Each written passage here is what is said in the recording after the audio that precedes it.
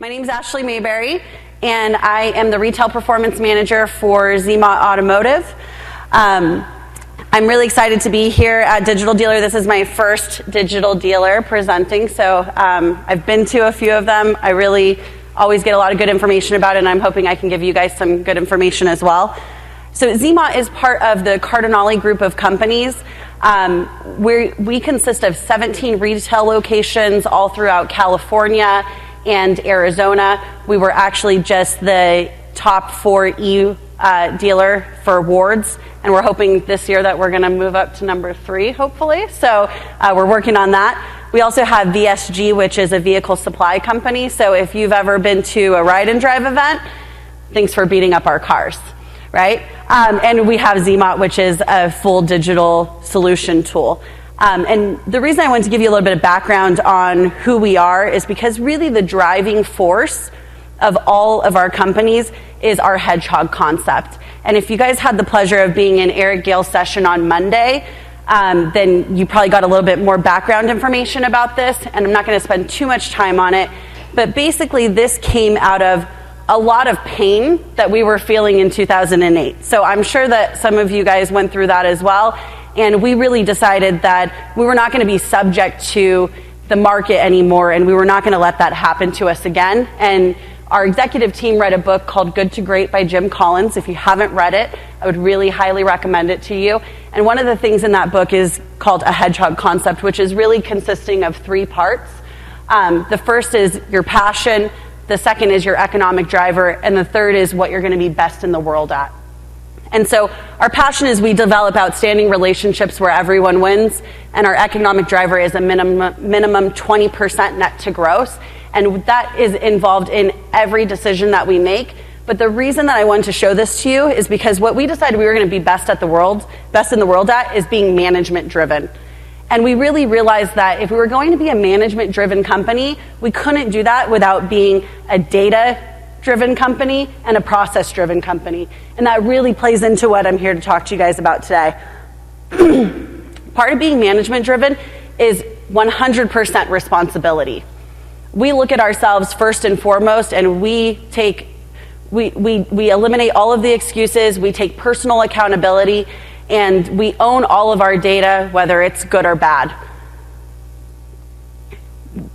When we created ZMOT, we started it's really a company that's built completely on analytics, and you can see a lot of the analytics that we offer for a marketing decision standpoint, right? But we started to realize that making the decisions on the dealership level really wasn't as easy. Being a data-driven company and making metric decisions were not as easy on the dealer side. Sorry, guys, on the dealer side, because we're just so used to making those gut decisions, right? Managing by facts, or not managing by facts, but managing by feelings. And I have to steal something that I heard Kevin Fry say on Monday, which is that making a gut decision is making a nut decision. And I just thought it was so brilliant and so clever, because it's just so true. If you're going just based on how you feel and your limited perceptions, you really can't make a smart decision. I want you guys to think about for a minute just internet leads in general, right? You have a salesperson that you come to him and you're like, hey, how come you only have 5 cars out this month? Well, boss, I can't get a hold of any of my leads. You know, these leads suck, right? These leads suck. I can't get a hold of anybody. And so we accept that because we don't know what the data is behind it. But I would challenge you to go and look, because maybe your contact ratio is 75%. And so really the perception is I called one guy and it was a bad phone number. But actually you're getting a hold of a lot more people than you think you are. And maybe what that guy's saying on the phone is just not the right thing to get that appointment, right? So we need to know what our numbers are and take accountability and take responsibility for what the metrics are so that we can help that guy, right? So that we can tell him, no, look, you're talking to 80% of these people, but what are we saying on the phone? Let's have that conversation. Why aren't you able to get more appointments? And then you can do some more training with him. So I really want to talk about CRM before we get into any specific metrics, because this won't work if you guys are not negotiable about your CRM. If you don't have full buy-in to CRM, And I know everybody's CRM, we keep talking about it, but if you don't have full buy-in, you can't use the metrics. How many people have heard of garbage in, garbage out? Almost everybody, right? You should eradicate this from your dealership. Do not allow this to become an excuse. Do not allow anybody to even say this in your store. Because what happens is when we know that the data's not right, we start making excuses for ourselves. We say, well, yeah, I know that it says that it's a 5% closing ratio on these leads, but you know that data's not right, so we're probably closer to 10. And then we start letting ourselves off the hook, and we let our staff off the hook, and we really can't hold anybody accountable because they all know that it's just garbage and we accept that. So really the first step needs to be own the data that you have right now. Whether it's good, whether it's bad, whether it's right or wrong, you need to start holding your team accountable to what's in the system now, and you'll be surprised how suddenly that's going to start to become purified and it's going to become more accurate over time. You need to also start a cleanup process.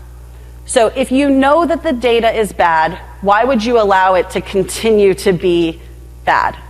If you know that there's a data issue, you need to identify the problem. Why are you getting the bad data? Is there a breakdown in your process? If there's a breakdown in the process, then we need to create a new process that will ensure that we are getting the correct information. And then you need to never come off of it. There can be no discretion. You need to have daily and monthly checks to make sure that those processes are being followed. And that's where your management buy-in comes in. I have to tell you guys, if your sales managers don't know how to use your CRM, you probably have the wrong guy. Give them the support that they need, but if they're not willing to do it, then you probably have the wrong person in place, because this is where the future is going. And then you need to hold everybody accountable to the numbers. I want to give you a real life example of this. So this is a client that I worked with that you can see up here. It might be a little bit fuzzy, but it says 55 records. There's 55 sold deals for a month for this client that I would consider an unsourced sold deal. And what that means is that with this particular CRM, the DMS pushed over these sold deals into the CRM, and they didn't match up with the original file. So we don't know, are these sold deals from fresh ups? Are they from internet leads? Were they phone ups? Was it a repeat or a referral customer? And that's a problem, because then we don't have the real attribution. So there were really, when we started digging in, there were really two problems. Either we were getting clients that were never entered into the CRM prior to the sale. A lot of times it was a fresh up customer, right?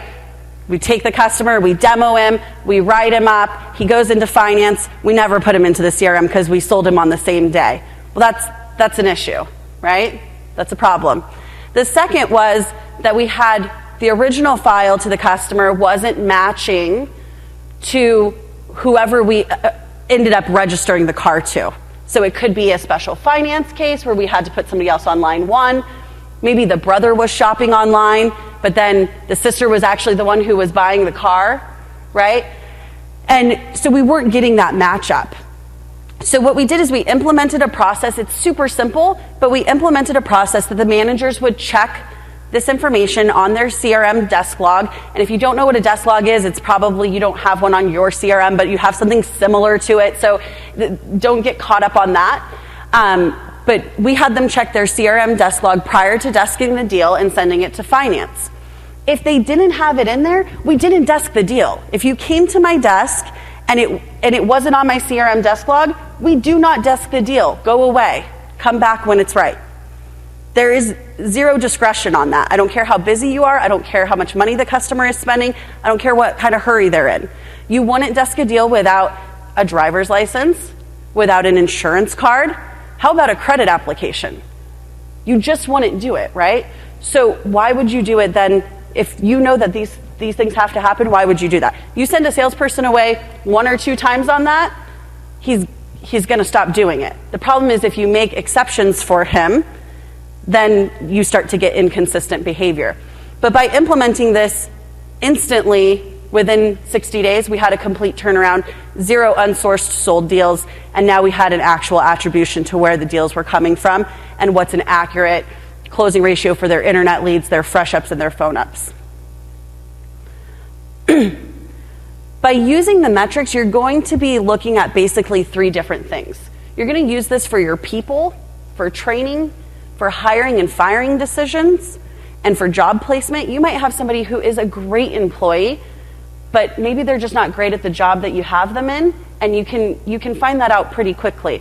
I had a girl that I had hired who was just fantastic, great on the phone, a really hard worker, but we realized that she was better in customer service than she was in sales.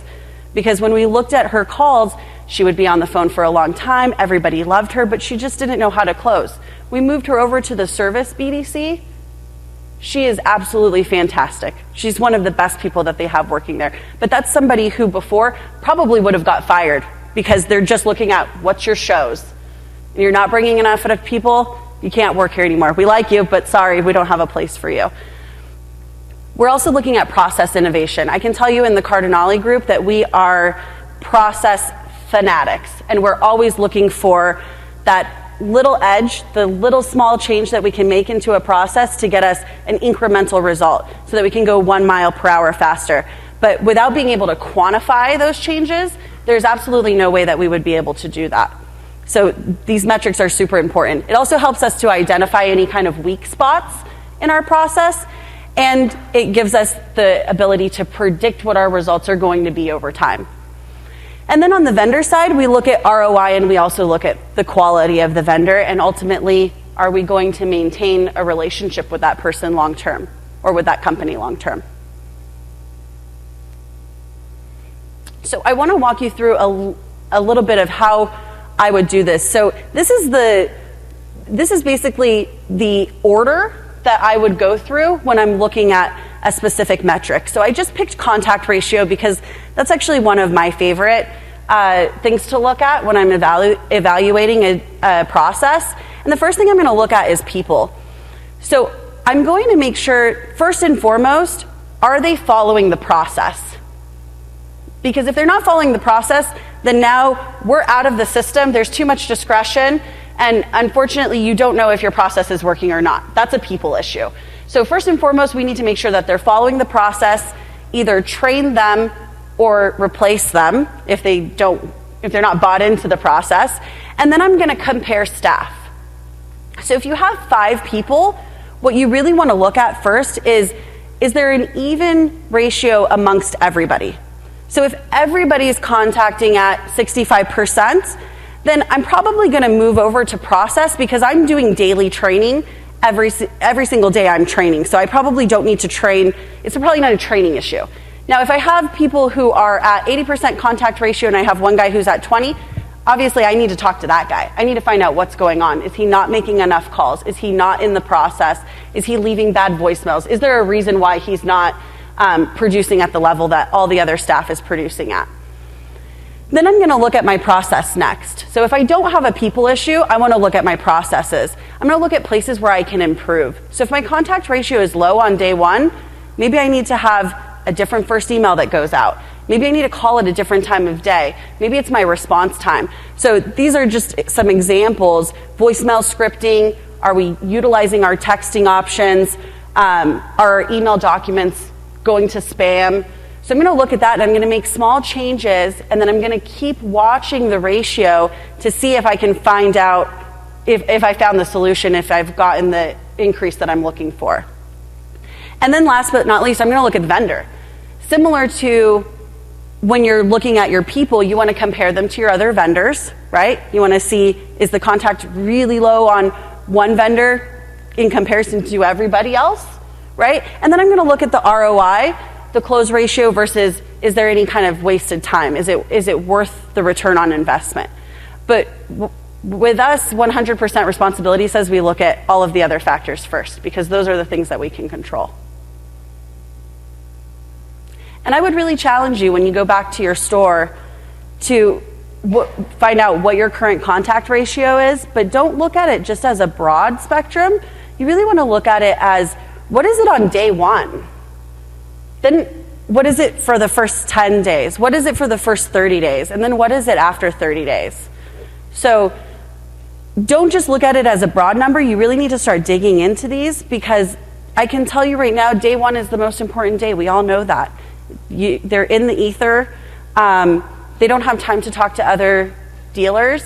And probably if your contact ratio is low, that's the day that you're having the problem. Your process, your day one process is broken. And the response time is huge. That's the first thing I would look at. If you're over 5-minute response time on reaching out to your internet lead, you are losing a ton of business.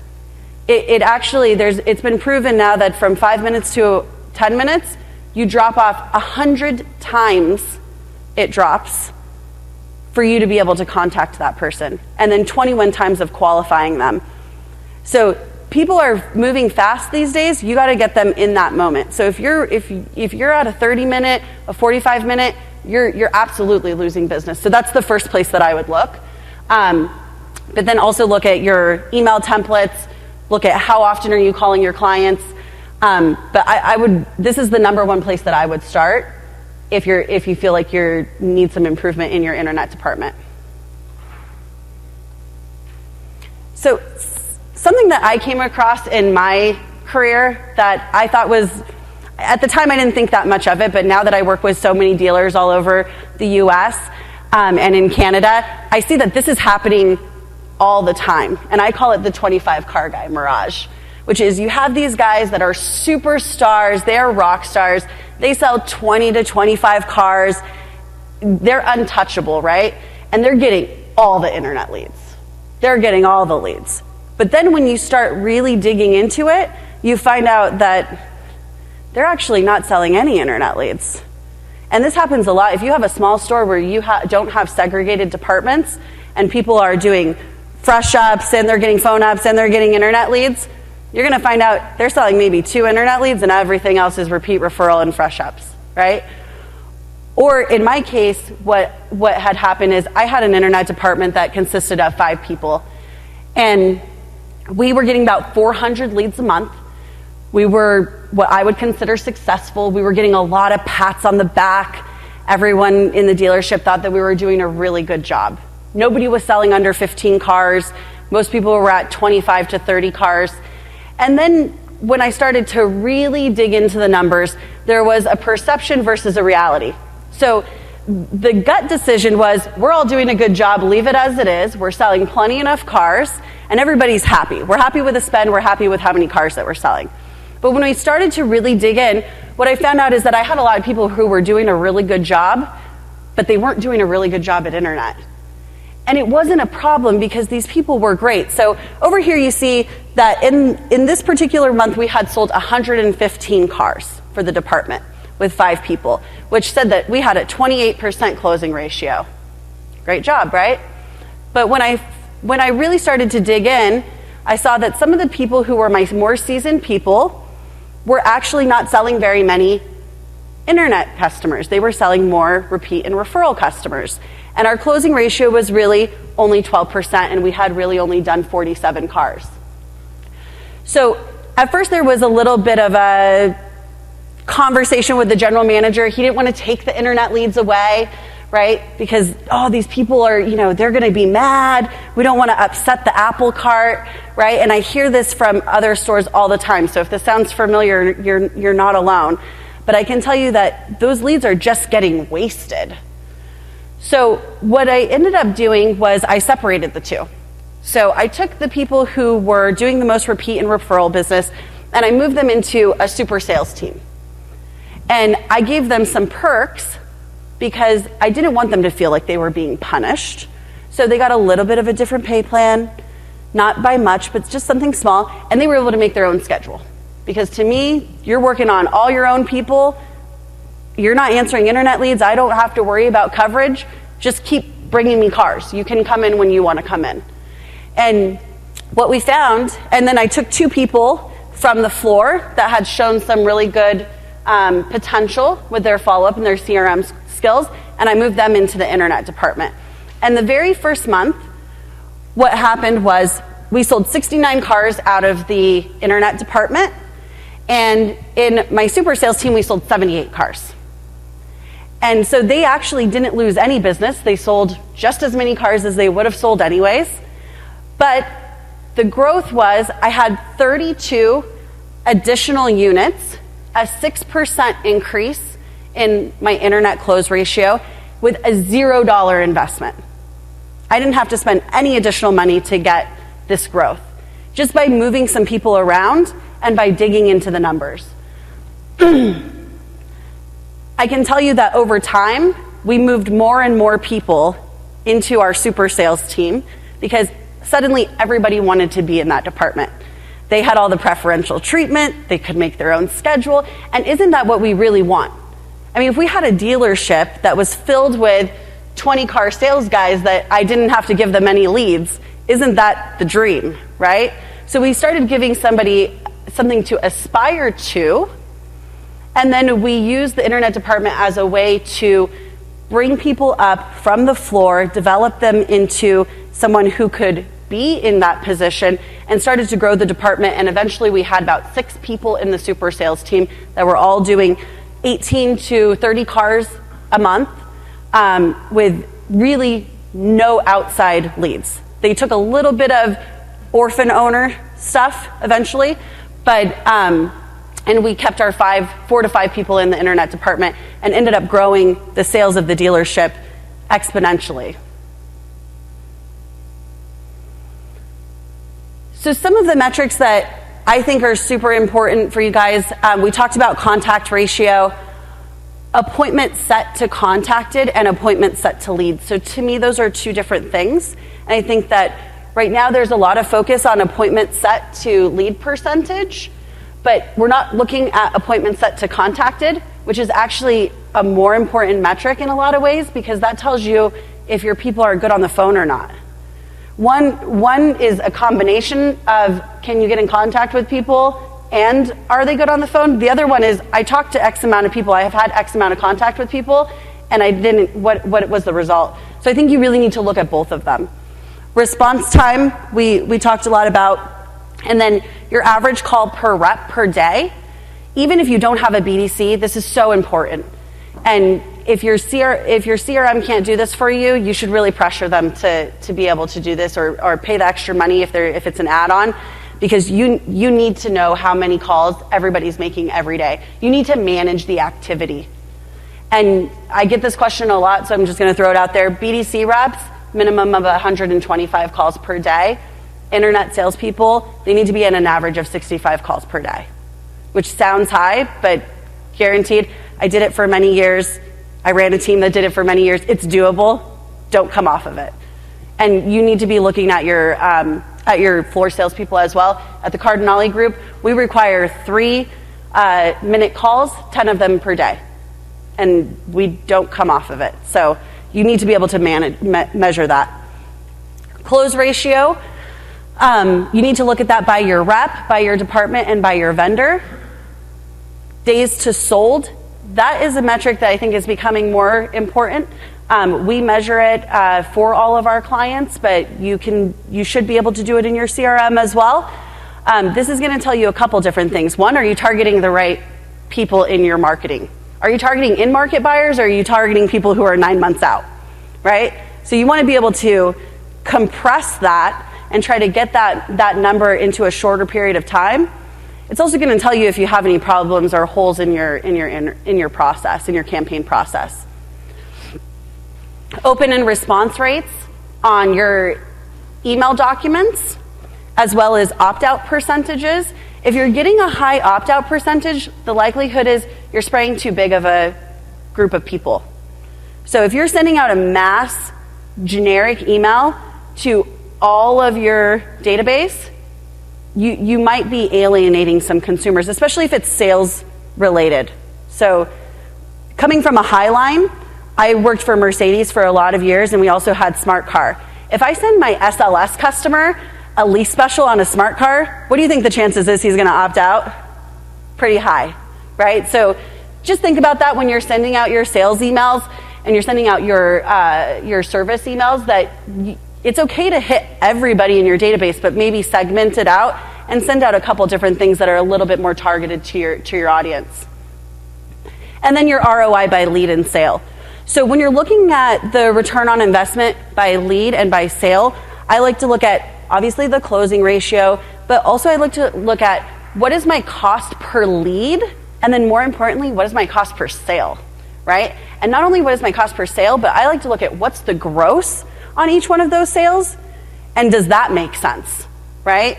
Because hey, if I'm spending $1,000 per sold, and I'm making less than that on gross, that's not an outstanding relationship. That's not going to work for me, right? So you need to make sure that your money's being well spent. I don't care if I'm closing at 30% closing ratio if I'm making a loss on every single deal. That, to me, that's not a good relationship. The last thing that I want to close up with before we have some questions, I blew through this a little bit fast. Sorry, guys, but if you are with a CRM company, and I'm not going to talk about which company I like, and if you want to ask me later, I'm happy to go there. But if you can't get these measurements, you need to really pressure whoever you're with, or eventually make a change. You need to be with a company that's going to support you and to give you the information that you need. And I would say the same thing with your marketing company as well. You really want to make sure that you're getting all the analytics and you're getting all the data to make a really smart decision. I do get a lot of questions about what's the benchmarks for all of these, so I just wanted to touch on that a little bit. I think that in our industry, we're getting really obsessed with this is where you're supposed to be. You need to be at 25% this, or you need to be at 10% that, or it has to be at 65% this. And it is good to have a benchmark that you set internally, right? This is where I want to be. This is where my goal is. It doesn't really matter what so-and-so down the street says or what the national average is, because you have to understand everybody measures things a little bit differently. So you don't know if you're really getting this an equal or apples to oranges comparison. For example, if you're looking at appointment set, I've been into BDCs that I've talked to BDC people that if they talk to somebody within 30 days and that person comes into the floor, that's an appointment, it's going in the CRM. I don't want to compare my appointment set ratio to those people, because to me, that's not an appointment. If it wasn't set up before that person came in and it wasn't for today or tomorrow, that's not an appointment in my book. So you need to compare yourself to yourself, find out where you're at right now, and then work on how you're going to get better every single day, because that's really all that matters. It doesn't matter if you're comparing yourself to the guy next door. It's more about, if I'm at 10% today, how do I get to 12% tomorrow? And how do I get to 15% the next month? And so on, and just having that growth. So I think that we have about 15 minutes left, so I went a little bit fast, but does anybody have any questions? No?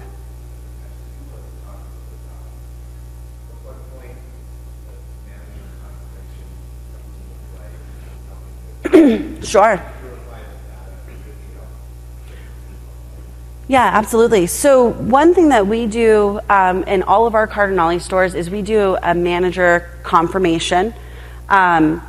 We have an extremely high show ratio on all of our appointments, and we attribute it to that. But what Eric's talking about with purifying is that appointments set, when they are manager confirmed in real time, you find out very quickly if these are real appointments or not real appointments, right?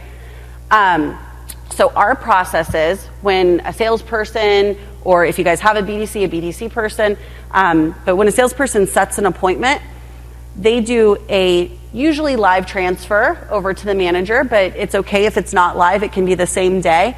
And the manager does the appointment confirmation. In our case, a lot of times it's even the general manager, and there's really no better call for them to be making, because it makes our customers feel really valued. And we offer a specialty drink order as well with that, which has just completely increased our show ratios. And I don't know if you want to, you do such a good job, do you want to give an example of confirmation of a specialty? No, please. What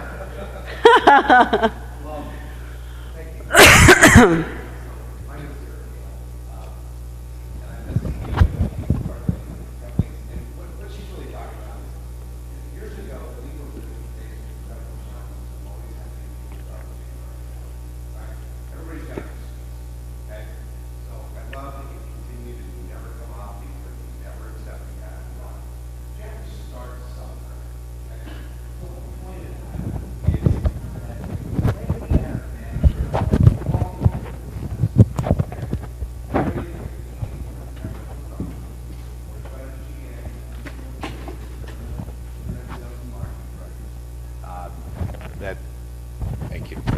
that it gives us the ability to now start to purify this data, because we are not going to accept things that going into a Saturday with 67 appointments, right? And the sales managers are all trying to bang away on the phones on Saturday morning. By then it's way too late, okay? You ultimately get 12 shown and you close 8. What on earth was on the board, right? But what was on the board was, I want to get someone off my ass during the week, so I'm just going to jack in a bunch of appointments, but now your metrics are all off, okay? So essentially what we're talking about is one critical step that will change your life, okay?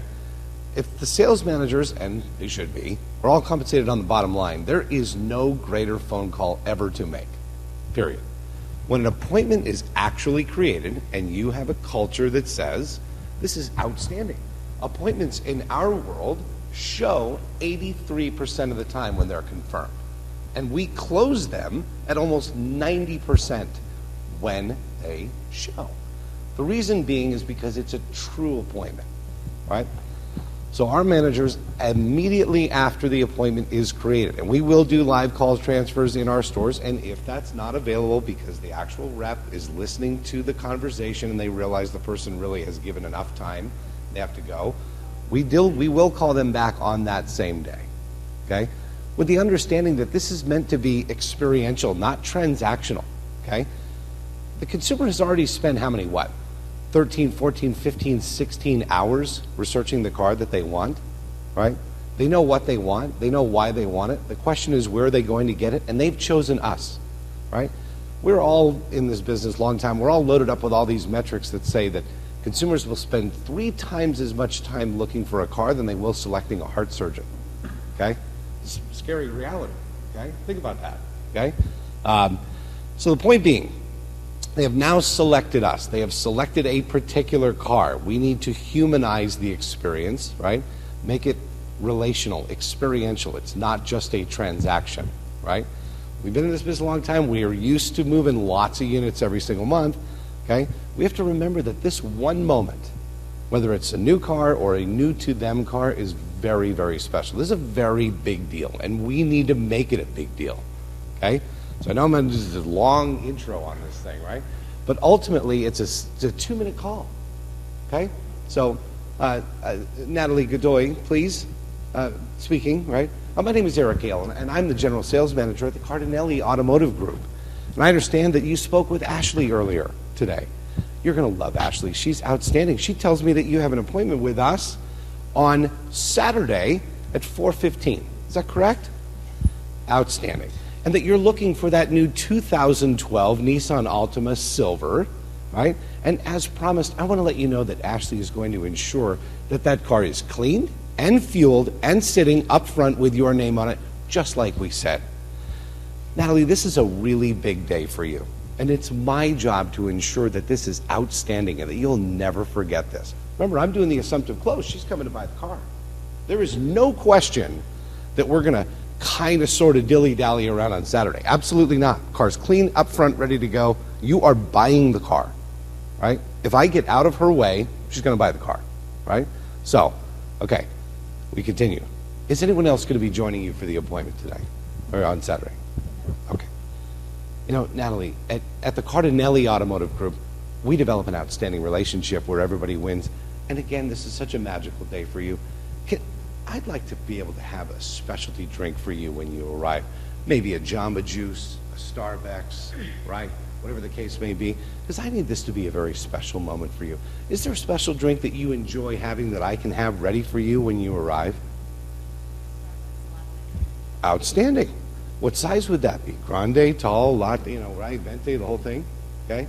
We secure the order at that point. Now, as goofy as that may sound, you're talking about a $4 drink. Okay? But it's a $4 drink inside an environment that we don't have inside the store. So it's very clear that we're going out of our way to do something that we wouldn't normally do. All right? Now, we implemented this over a year ago. Okay? And we now share this with our ZMod stores throughout the U.S. and Canada. But I will share with you that a couple things will occur. Number one, you finish the drink order. You make it a big deal. You provide them with your name and your phone number. And if you're running a little bit late, right, we all know the script. Okay? But you have just made this moment very, very special And think about if someone did that for us, right? Everybody wants the Ritz-Carlton experience. We all know what it is, but we're in the transaction business. We're always ripping more people coming in. But guess what? We're not herding cattle, right? Every single person that comes in has one particular mission, especially on the new car side or the pre-owned side. I came here to buy something from you. Just finish me, okay? So one quick thing about if you can get this implemented, and Ashley's email is up here, and we have the script, and you guys can have it. I mean, honestly, use it, but I will make you this challenge. I made the same challenge on Monday in my session, okay? If you implement this process, and again, we'll give it to you. You can call us, we'll walk you through it, okay? If you implement this, and your show rate goes below 94%, right? Now think about what I just said. Your normal show rate should be stellar anyway because you do a manager confirmation. Can you imagine having spoken to someone on the phone? I'm the manager. I'm the one who's going to meet you when you arrive. And I'm going to hand you your Jamba Juice, purple grape, whatever, with the double pump in it. Okay? I'm going to hand that to you when you get here. Can you imagine someone just straight up burning you on that appointment? Think about it. It's $4, maybe $4 or $5. And if you had someone else joining you, okay, great, $8, $9, $10. Okay? Your show rates are through the roof. Okay? Now, have we brought rapport to a completely different level? Have I taken away a lot of your concerns about this is a meat shop where they're just going to hack me to shreds as soon as I get there? So the only thing I'm worried about is if they get out of my way, and if I can grind these guys on price, maybe I'll do something. But guess what? I've already pre-identified the fact that you know what you want, why you want it, you've selected us. I'm going to finish this now.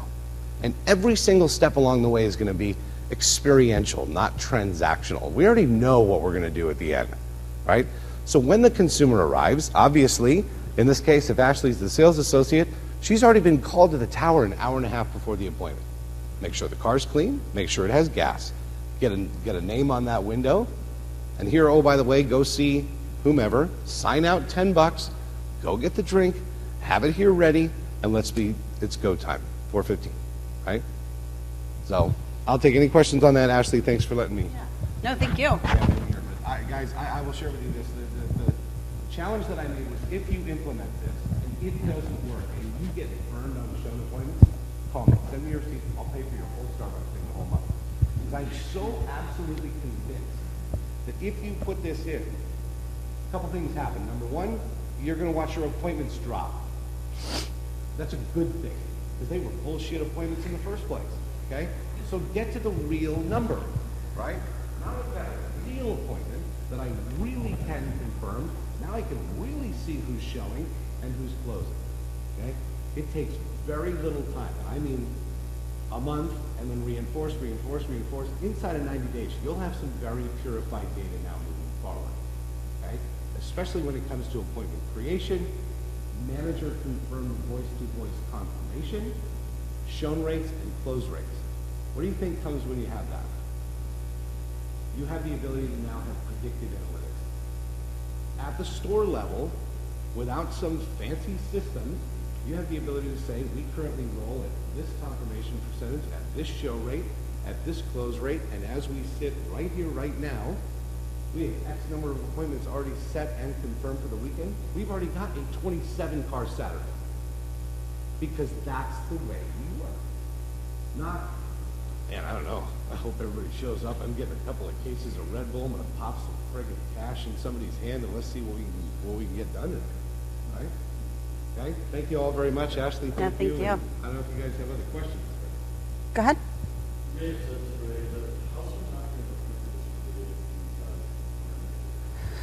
So for the manager confirmation, we prefer to do a live transfer. So while they're still on the phone, get them over to that manager right away.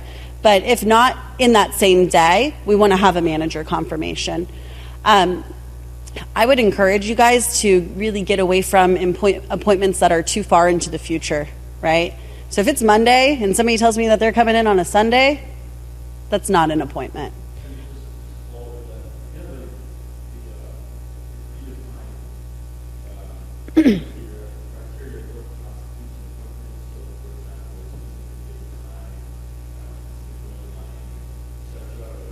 Yeah. So I think that's especially important if you have a BDC, because that's all their business, right? In the BDCs that I've run, I have a day and a time prior. It's silly that I have to say this, but prior to the actual appointment day and time, and it needs to be into my CRM, and there needs to be notes in the CRM that say that date, that time, and who they are supposed to ask for when they come in. If you have a salesperson, I would still go with day and time equals an appointment. If you have a day and you don't have a time, then you need an appointment to have another conversation about what that time is going to be.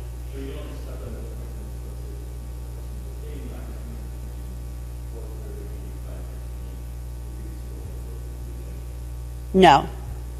So the conversation then needs to be, great, I'm going to put you down tentatively in my notes. Can I give you a call on Friday? What time would be best on Friday to when we can pinpoint an exact time? Because we're going to have a specialty drink order for you, right? We're going to have a special drink for you when you get here. We want to have the car gassed up with your name on it, washed and everything.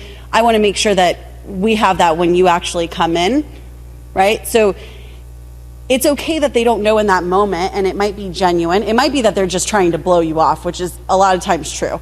It might be genuine, but if it's genuine, they're going to have no problem with you getting back to them the day before and getting an exact time, right? If I'm going to dinner with my friend and I'm like, I'll meet you there sometime between 5 and 8, they're going to be like, can you call me on Friday and let me know what time the reservation's going to be, right? It has to be the same thing. And when you hold a higher standard to your appointment, your customers hold a higher standard to showing up for that appointment. Because when they have an actual date and time and you're really specific with them that you need to have that, now it feels more like your doctor's appointment or something that you're going to take seriously. It's not like, well, I'll kind of stop by on Saturday and then we're all surprised that they didn't show up, right? Yeah, I saw you raising your hand.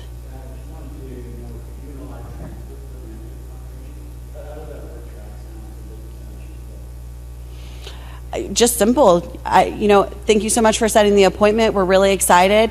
Actually, my manager would love to have an opportunity to thank you, and just make it simple. Yeah. Any other questions? Yeah. I'm sorry? What if they request alcohol? Oh.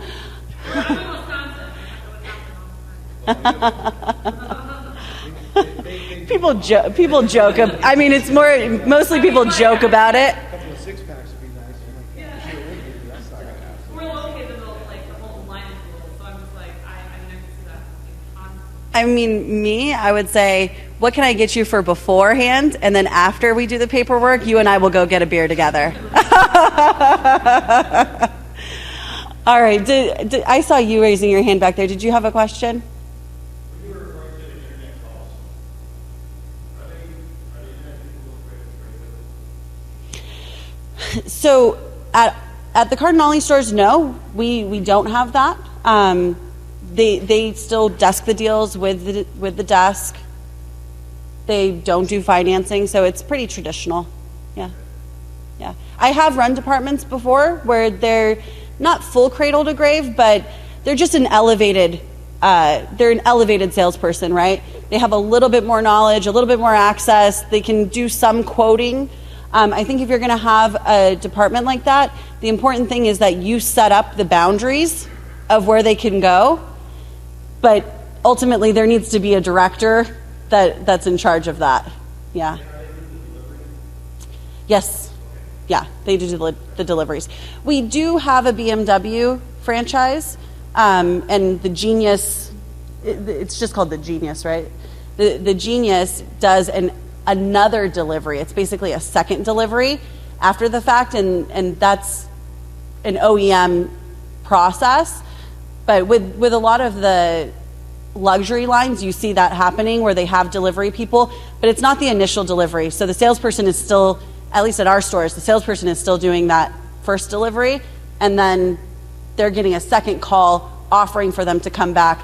And I mean, cars have so much technology now, and they're so high on getting the new car. A second delivery is always a good idea, especially if they're not familiar with your brand. Go ahead.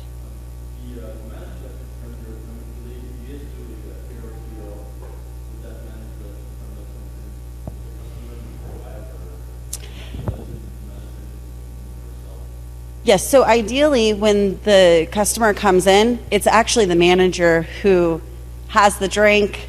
You know, here's your hazelnut latte. It's so nice to meet you. Walk them through what the process is going to be. We have the car out front. I just took a look at it. It's beautiful. It's all cleaned up. Natalie's going to take you out, take you for a drive. I'll see you back here in about 45 minutes and we'll finish everything up. So that's ideally what you would like to do. I know every once in a while you're going to have a schedule conflict, right? Eric might not be there on Thursday when their appointment's set up for, but he's here today. But he's going to know he's not going to be here on Thursday, so it's very easy for him to say, you know, my partner Robert is going to be here on Thursday. I apologize, I'm not going to be able to be here, but he's going to have your drink order ready for you, and Natalie's going to be here. And if you need anything, you can always reach me by cell phone. You know, it's just going that extra step, but it's pretty rare that that happens. I think most of the time our managers are actually there and able to do that initial greeting to the customer. You just don't give your sales managers days off. Yeah, no problem. 24/7. Yeah, go ahead. It sounds like you have traditional salespeople, internet salespeople, and a BDC. Is that correct? We actually do not have a BDC. The Cardinale Group does not have a BDC, but I have a lot of background in BDC, and I know that there's a lot of stores in here that do have that, so I wanted to talk to them as well. But no, we have segregated our internet department in a lot of ways. There's still sometimes there's some bleed over, but we have segregated our internet department where we have internet salespeople, but we don't have BDC, and then we have our traditional floor salespeople. Yeah. Yeah. Are we? What time is it? Okay. All right. If you have anybody have any other questions? Well, thank you so much. I hope you guys enjoyed Digital Dealer. I appreciate you sticking around till the bitter end, especially probably after a late night last night. So thank you so much.